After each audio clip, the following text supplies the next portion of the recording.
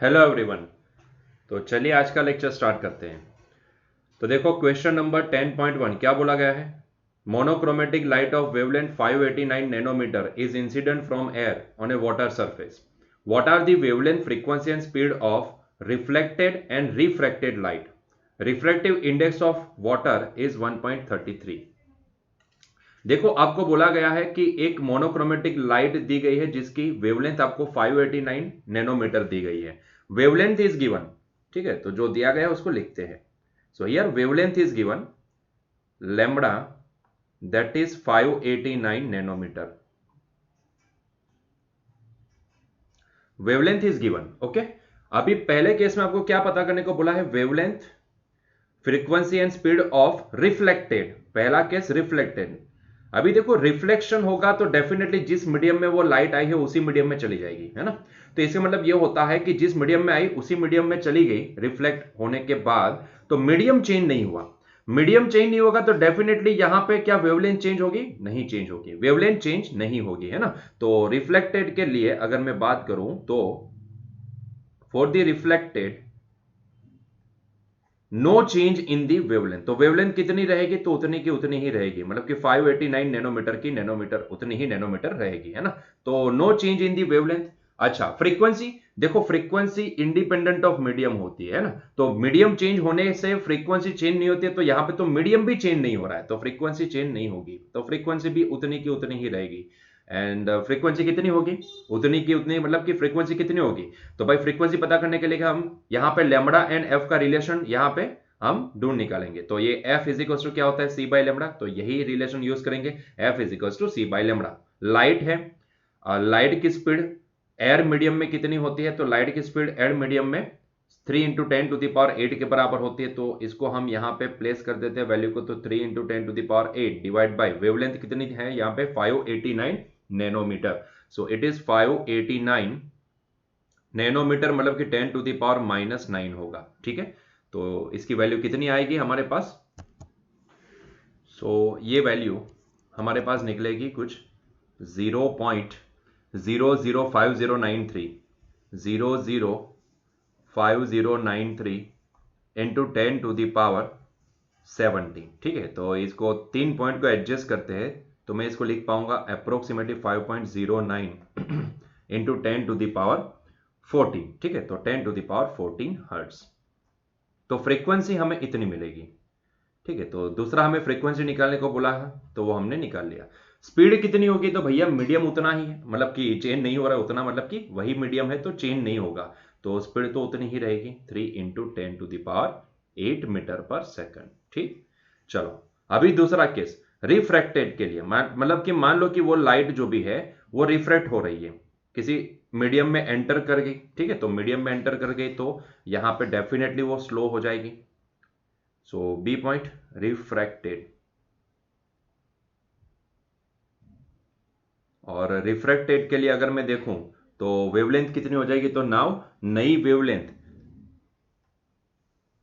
पुरानी wavelength divide by N के बराबर, मतलब कि एयर मीडियम में जितनी वेवलेंथ है डिवाइड बाय एन के बराबर होगी। ठीक है, तो ये लेमड़ा कितना दिया गया है हमें यहाँ पे 589 into 10⁻⁻9 divide by N. N कितना है यहाँ पे 1.33, जिस मीडियम में एंटर किया इसका एन है यहाँ पे, रिफ्रैक्टिव इंडेक्स है 1.33। तो हम अगर इसको डिवाइड करते हैं तो 589 डिवाइड बाई 1.33, तो आंसर निकल के आएगा हमारे पास कुछ 442.85 समथिंग, 442.86 अप्रोक्सीमेटली। आप इसको 442.86 लिख सकते हो। ठीक है, तो 442.86 नैनोमीटर। तो नई वेवलेंथ हमें इतनी मिलेगी। क्या फ्रीक्वेंसी चेंज होगी, भैया फ्रीक्वेंसी मीडियम से इंडिपेंडेंट है, फ्रीक्वेंसी चेंज नहीं होगी, है ना। मीडियम चेंज होगा तो फ्रीक्वेंसी चेंज नहीं होगी। ठीक है, तो फ्रीक्वेंसी तो इतनी ही जो हमने यहाँ पे एयर मीडियम में निकाली उतनी ही रहेगी, तो 5.09 into 10⁻14 hertz. No change in frequency. And the last one is the speed. क्या स्पीड चेंज होगी, डेफिनेटली स्पीड चेंज होगी, तो जो एयर मीडियम में है उसके डिवाइड बाई एन हो जाएगी, तो ये 3 इंटू 10⁸ मीटर पर सेकेंड डिवाइड बाई 1.33। तो अगर हम इसको 3 को डिवाइड करेंगे 1.33 से तो 3 डिवाइड बाई 1.33 हमें आंसर मिलेगा 2.255, मतलब कि अप्रोक्सीमेटली 2.256 अप्रोक्सीमेटली बोल सकते हैं, है ना। Excuse me. So it is approximately 2.256 into 10 to the power 8 meter per second, 10 to the power 8 meter per second. ठीक है, क्लियर। चलो नेक्स्ट क्वेश्चन की ओर आगे बढ़े। देखो क्वेश्चन नंबर 2 क्या बोला गया है, ध्यान से देखिए। क्वेश्चन नंबर 10.3 सॉरी 10.3, 10.2 खुद से ट्राई करना, ठीक है। 10.3, the refractive index of a glass is 1.5, what is the speed of light in glass, speed of light in vacuum is 3 into 10 to the power 8 meter per second. ठीक है, अच्छा पहले question का पहले आंसर देते हैं। Refractive index of glass is 1.5, आपको glass का रिफ्रैक्टिव इंडेक्स दिया गया है, दैट इज 1.5। ठीक है, तो उस मीडियम में, ग्लास के मीडियम में ये लाइट की स्पीड कितनी होगी, अगर वैक्यूम में उसकी speed 3 into 10 to the power 8 meter per second है तो। ठीक है, तो इसका आंसर निकालते हैं। चलो देखते हैं क्या होता है, आंसर क्या निकल के आता है हमारे पास, पता करते हैं। ठीक, चलिए तो पहले ए को सॉल्व करते हैं। तो यहाँ पे मीडियम में, ग्लास के मीडियम में उसकी स्पीड मान लो v है, तो v इज इक्वल टू क्या होता है, हमें पता है कि स्पीड डिवाइड बाई n हो जाती है ना। तो डिवाइड बाई रिफ्रैक्टिव इंडेक्स के बराबर, तो मतलब कि ये 3 into 10 to the power 8 divide by 1.5। हम इसको डिवाइड करेंगे तो अल्टीमेटली 1.5 मतलब कि 3/2 होता है, 3/2 होता है 1.5 मतलब कि मैं इसको लिखूंगा 3 into 10 to the power 8 divide by 3/2। Denominator का डिनोमिनेटर न्यूमरेटर में 3 कैंसिल हो जाएगा, तो आंसर निकल के आएगा 2 into 10 to the power 8 meter per second. Clear, चलिए तो इसका आंसर हमें मिल चुका है। ओके, नेक्स्ट पॉइंट क्या है, ध्यान से देखिए। तो दूसरे क्वेश्चन में हमें क्या पूछा गया, दूसरे क्वेश्चन में हमें यह पूछा है, is the speed of light in glass independent of the colour of light, if not then which of the two colours red and violet travel slower in the glass prism. चलो तो इसका भी answer देते हैं। तो देखो, colour of light is depends on its frequency. किसी भी लाइट का कलर जो भी होता है वो फ्रीक्वेंसी के ऊपर डिपेंड करता है ना। तो colour of light depends on its frequency. तो पहला तो पॉइंट यही लिखेंगे कि कलर ऑफ लाइट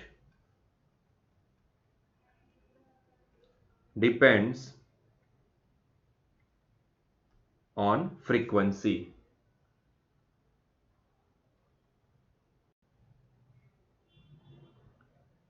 ठीक है, तो जिसकी फ्रीक्वेंसी ज्यादा उसकी स्पीड कम होगी।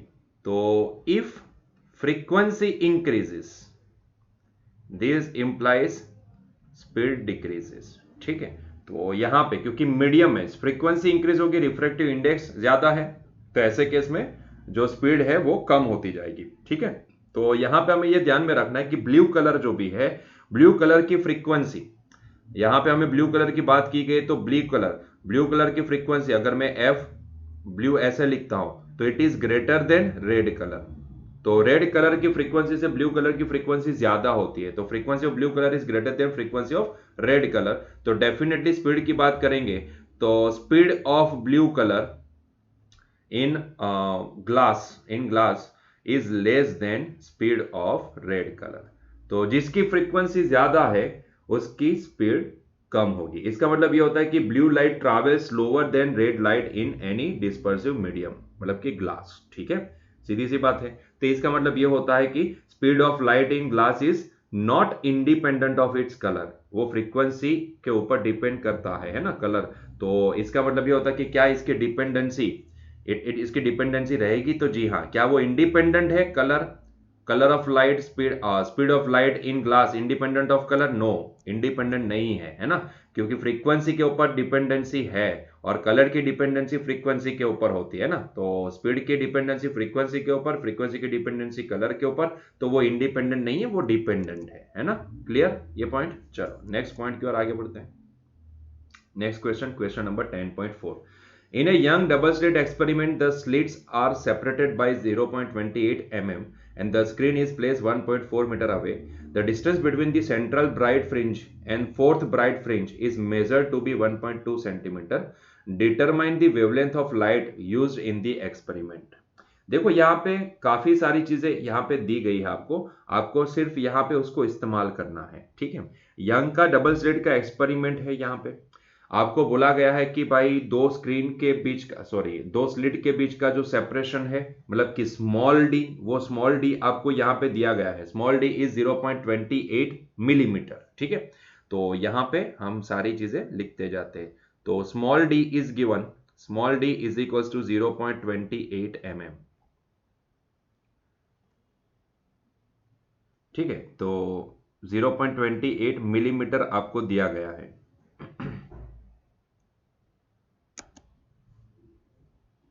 तो क्योंकि यहाँ पे separation of slit and screen is 1.2 centimetre, तो मतलब कि कहानी यहाँ पे सेंटीमीटर के अंदर रखें, तो मैं एक काम करता हूँ, इस मिलीमीटर को सेंटीमीटर में कन्वर्ट कर देता हूँ। तो I can say that it is 0.28 into 10⁻⁻1 centimetre होगा, ठीक है। तो मिलीमीटर को सेंटीमीटर में लिखें।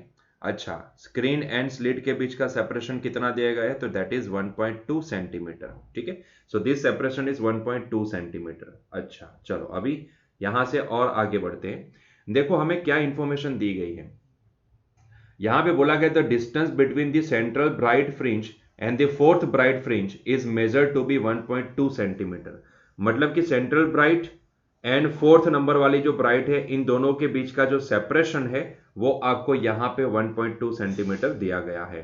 तो हमें उसी को इस्तेमाल करना है, कि जो सेपरेशन हमें दिया गया है उसी को हमें यहां पे इस्तेमाल करना है, ठीक है। तो चलिए इसको पता करते हैं। तो देखो मैं यहाँ पे थोड़ा सा ड्रॉ भी कर लेता हूँ, तो आपको थोड़ा सा समझ में आएगा। मान लो कि ये स्क्रीन है हमारे पास, ठीक है, जिसके ऊपर हमें फ्रिंजिस नजर आती है, ये इसकी सेंट्रल लाइन, ठीक है। यहाँ पे दो स्लिट रखी हुई है, लेकिन हम इसको कंसिडर नहीं करेंगे फिलहाल।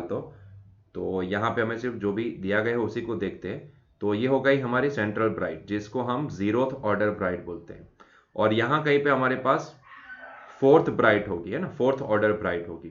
और इन्हीं दोनों के बीच का आपको सेपरेशन दिया गया है, जिसको अगर मैं बोलना चाहूं तो इसको मैं लिख सकता हूं हमारे नोटेशन के हिसाब से। हम यहां पे इसको वाई ब्राइट फोर्थ ऑर्डर बोलेंगे, और वो आपको दिया गया है 1.2 सेंटीमीटर, है ना। तो ये सेपरेशन आपको प्रोवाइडेड है। क्या आपको वाई एन वाला फॉर्मूला याद आया? वाई एन वाला फॉर्मूला फॉर दी ब्राइट, क्योंकि यहाँ पे ब्राइट की बात की गई है ना, यहाँ पे क्लियरली बोला है कि ब्राइट फ्रिंज, ब्राइट फ्रिंज की बात की गई है, तो हम ब्राइट को ही यहाँ पे देखेंगे ना। तो हमें पता है कि ब्राइट कहाँ कहाँ फॉर्म होती है, वो लीनियर लोकेशन, लीनियर पोजीशन हम ये वाले फॉर्मूला से पता कर सकते हैं। दैट इज, याद करो, N lambda capital D by small D, N lambda capital D by small D, यही तो फॉर्मूला था जिसका इस्तेमाल कर सकते हैं, है ना। मुझे यहाँ पे फोर्थ ऑर्डर ब्राइट की बात की गई है, तो मैं यहाँ पे एन की वैल्यू क्या प्लेस करूंगा, let N is equals to 4। तो अगर मैं ये वैल्यू प्लेस करता हूं तो ये हो जाएगा Y bright fourth order that is equals to 4 times lambda D by small D, ठीक है। अभी ये आपको दिया गया है, that is given, that is 1.2 centimeter, है ना।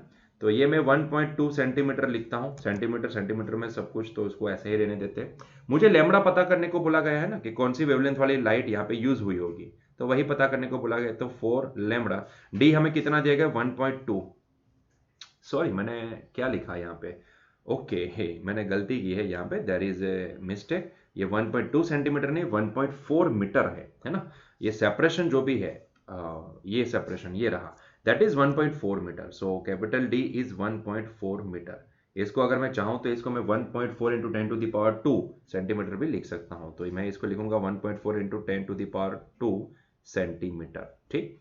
तो अब यहाँ पे सारी वैल्यू प्लेस कर दो। तो कैपिटल डी की वैल्यू होगी 1.4 into 10⁻² centimetre divide by small D, and small D is 0.28 into 10⁻⁻1। तो यहां से हमें लेमड़ा की वैल्यू मिल जाएगी। लेमड़ा क्या आएगा हमारे पास, तो 1.2 इंटू 0.28 इंटू 10⁻⁻1 डिवाइड बाई, यहाँ पे हमारे पास डिवीजन में जाएगा 4 इंटू 1.4 इंटू, अरे 1.4 इंटू 10⁻², ठीक है। तो आप इसको अगर सॉल्व करोगे तो definitely you will get answer as A, तो सब कुछ मिला के हमारे पास आंसर आएगा इंक्लूडिंग दिस 10⁻⁻1, इसको हमने 0.028 कर दिया, तो हमारे पास आंसर आएगा 0.006। 0.006 इंटू ये 10⁻², ऊपर जाएगा तो 10⁻⁻2 हो जाएगा। मतलब कि मैं इसको लिख सकता हूं, इट इज नथिंग बट 0.006, मतलब कि इसको मैं 6 इंटू 10⁻, 3 डिजिट शिफ्ट कर दिया तो ये -5 सेंटीमीटर हो जाएगा, है ना? क्लियर? अच्छा, अभी इसको अगर हम एंगस्ट्रॉम में कन्वर्ट करते हैं, तो मुझे एंगस्ट्रॉम में कन्वर्ट करना है। अगर आप चाहो तो सेंटीमीटर में छोड़ सकते हो, है ना? अगर छोड़ना है तो छोड़ सकते हो, अगर नहीं छोड़ना है तो फिर आप इसको थोड़ा सा अच्छे से एडजस्ट कर दो। तो अगर एंगस्ट्रॉम में अगर हम इसको लिखेंगे तो एंगस्ट्रॉम में ये आएगा 6000 एंगस्ट्रॉम। 6000 एंगस्ट्रॉम, ठीक है? आप एंगस्ट्रॉम में इसको कन्वर्ट कर सकते हो। तो दिस इज द लैम्बडा, ठीक है, जो हमें यहाँ पे निकालने को बोला गया। तो 6000 एंगस्ट्रॉम की लाइट यहाँ पे यूज हुई थी। क्लियर? चलो नेक्स्ट 10.5 देखो, क्वेश्चन नंबर 10.5 में क्या बोला गया है? In Young's double slit experiment using monochromatic light of wavelength lambda, the intensity of light at a point on the screen where the path difference is lambda is k unit. What is the intensity of light at a point where the path difference is lambda by 3? देखो, Young's double slit का experiment आपको बोला गया है। यहाँ पे जो monochromatic light यहाँ पे यूज हुई उसकी वेवलेंथ लैम्बडा है। The intensity of light at a point on the screen where the path difference is lambda is k unit. मतलब कि जहां पे, सॉरी एक्चुअली बीच में कॉल आ गया था। ओके चलो, तो कंटिन्यू करते हैं इसको। तो in Young's double slit experiment using monochromatic light of wavelength lambda, intensity of light आपको बोली गई है at path difference, whenever path difference is lambda at that time intensity is k, है ना? तो यहाँ पे पहले तो इंटेंसिटी का फॉर्मूला लगा देते हैं। तो intensity I is equals to I0 cos square into k times path difference divide by 2 होती है ना? डिवाइड बाय 2 होती है। पाथ डिफरेंस हमें यहाँ पे बोला गया है, k वेव नंबर है, 2 पाई बाई लैम्बडा इसको प्लेस करेंगे, ठीक है? तो यहाँ पे हमें डेल्टा x हमें दिया गया है।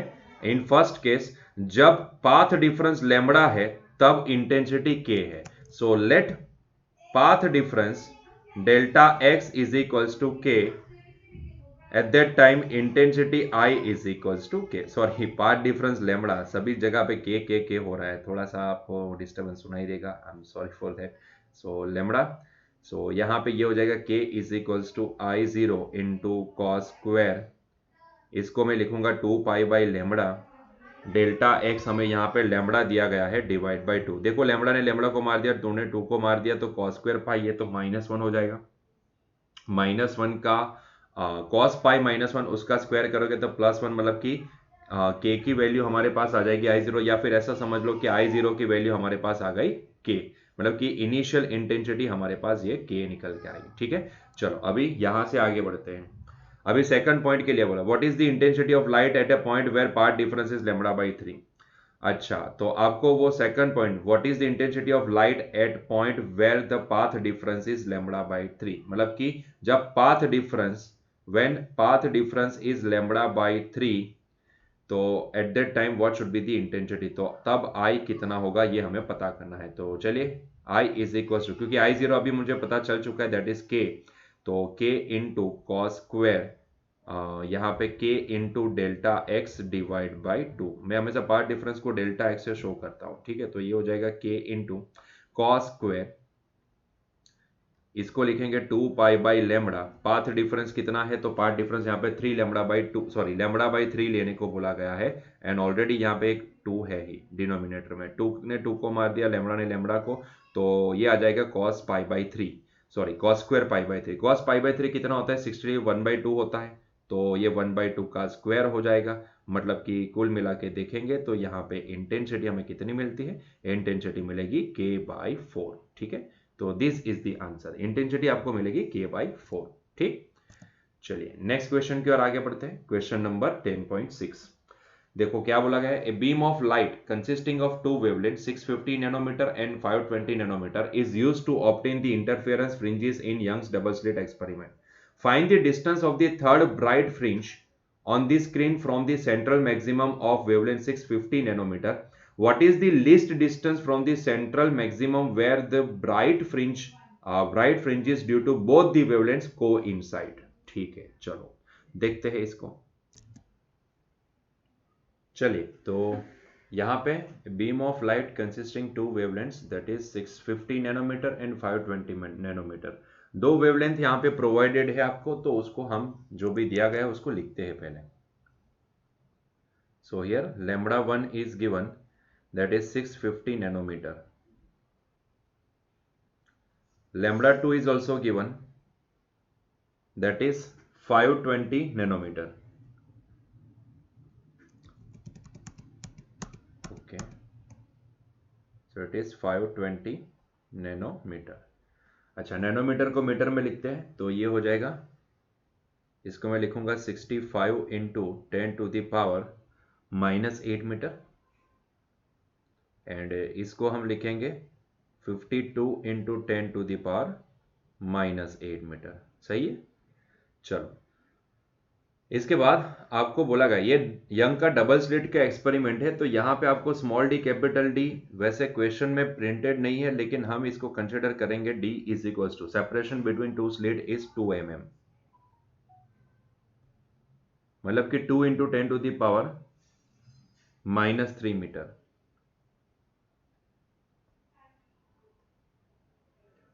उसी तरीके से capital D separation between screen and slit that is हम कंसिडर करेंगे उसको 1.2 मीटर। ठीक है, सो इट इज 1.2 मीटर। चलिए, तो अब पहले क्वेश्चन का आंसर देते हैं। Find the distance of the third bright fringe on the screen from the central maximum for wavelength 650 nanometer. देखो यहां पे ब्राइट फ्रिंज कौन सी, थर्ड ऑर्डर ब्राइट फ्रिंज आपको निकालने को बोला गया है। ब्राइट फ्रिंज है तो हम यहां पे ब्राइट का वो फॉर्मूला यूज करेंगे y b suffix n that is equals to n lambda capital d by small d, n lambda capital d by small d। ये फॉर्मूला हमें पता है, ठीक है, वही फॉर्मूला यूज करेंगे। हमें यहाँ पे थर्ड ब्राइट फाइंड आउट करने को बोला है ना, तो इसके लिए मैं यहाँ पे n का वैल्यू क्या प्लेस करूंगा, 3।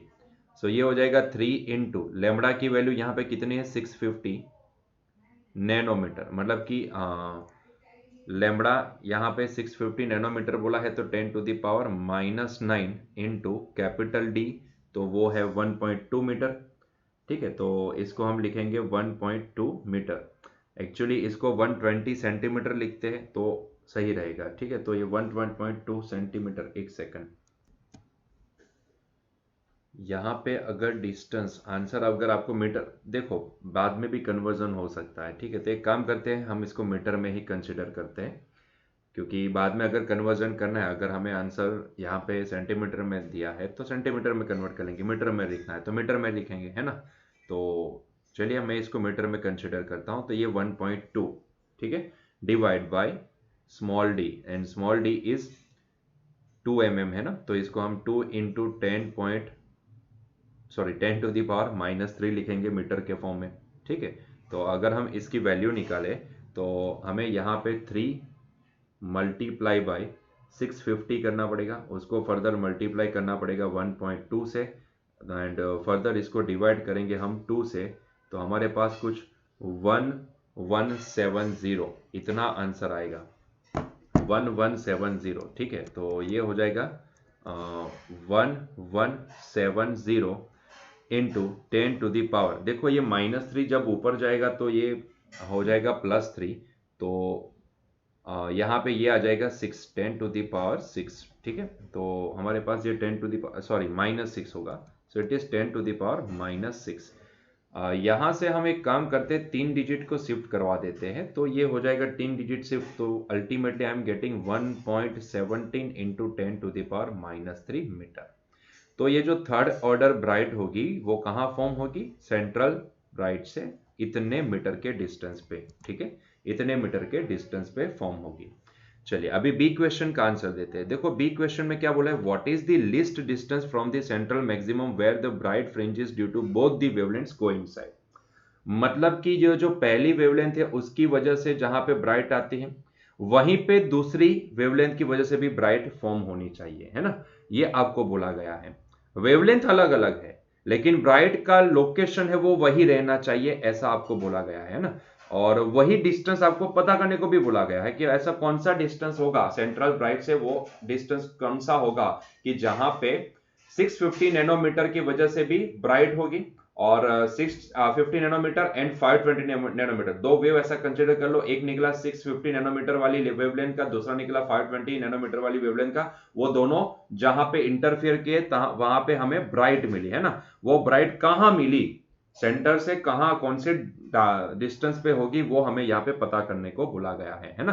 तो दो अलग अलग वेवलेंथ जहां पे कोइंसाइड होगी वहां पे हमें जो ब्राइट मिलेगी, ठीक है, वो सेंटर से कौन से लोकेशन पे होगी वो हमें पता करने को बोला गया है, ठीक है। तो मैं बस सीधी सी बात है, यहाँ पे मुझे जो बोला गया है कि वो सेंट्रल मैक्सिमम से हमें वो bright fringes due to both the wavelength coincide, मतलब कि पहली वाली वेवलेंथ की वजह से जो ब्राइट मिलती है, दूसरी वाली वेवलेंथ की वजह से जो ब्राइट मिलती है, वो दोनों एक दूसरे को कहाँ कोइंसाइड करेगी, सेंट्रल से कहाँ कोइंसाइड करेगी, वो हमें पता करने को बोला गया है। तो एक काम करते हैं, पहले तो λ1 की वजह से जो भी हमें ब्राइट मिलेगी, ठीक है, मान लेते हैं कि वो एक पहले तो डिस्टेंस कंसीडर कर लेते हैं कि भाई सेंटर से हमें ये दोनों के द्वारा मिलने वाली ब्राइट जो भी है वो कोइंसाइड करती है, वो लोकेशन है सेंट्रल से y, ठीक है, सेंट्रल से वो y लोकेशन पे हमें मिलेगी। तो मैं यहाँ पे सीधा पॉइंट इस्तेमाल करूंगा y is equal to N lambda d by small d, ठीक है। तो मान लो कि वो जो पॉइंट जो लोकेटेड है सेंट्रल से जो पॉइंट लोकेटेड है जहां पे दोनों की वजह से आने वाली ब्राइट कोइंसाइड करेगी वो है